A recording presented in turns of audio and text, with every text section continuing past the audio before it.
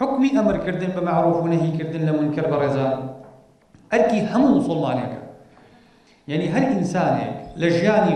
خوي بإيمان دار بزانه چون خوي ببرسيار زان ببرسيار زانه برانبر نوش برانبر روجو برانبر زكاة برانبر بحج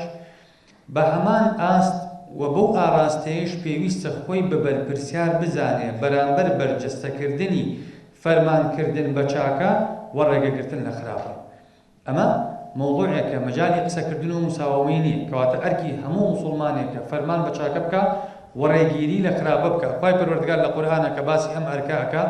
ئەفەرمێ ولتكن منكم أمة يدعون إلى الخير ويأمرون بالمعروف وينهون عن المنكر وأولئك هم المفلحون. ولتكن منكم أمة أمن ليرة أو برادراني كالزماني عربية شارزان علماء الآية من ليرة بو تبعيض يا بو بيانا زوريني زانايان بيان واي بو بيانا يعني مني تبيينية يعني پروردگار فرمي ايوه وكو إيمان دار أفرمي ايوه أمتك بن يأمرون بالمعروف فرمان بشاكبكن وينهون عن المنكر ريجيري لخرافبكن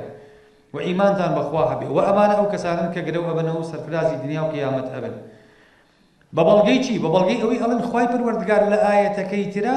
أفرمي كنتم خير أمة أخرجت للناس تأمرون بالمعروف وتنهون عن المنكر وتؤمنون بالله كواتا أمن ليرا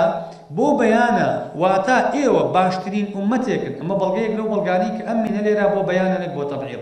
بلغيكي تريان أويا ألين همو إنسان مكلف بوي فرمان بشاك بكا ونهي لخراب بكا أو تا بيغمر صلى الله عليه وسلم لحديثك يا أفرمي من رأى منكم منكرا فليغيره بيده من رأى أما مني تعميمك وهذا هركس يخرابيكي بيني با فرمان ريجري لبكا وهول بدا نيه لخرابك هندك الجزانيان بيان وايا أمنا كافرمي ولتكن منكم أمنا مني تبعيضية تبعيضك يعني هندك تان أو هندبو كي دروس أبي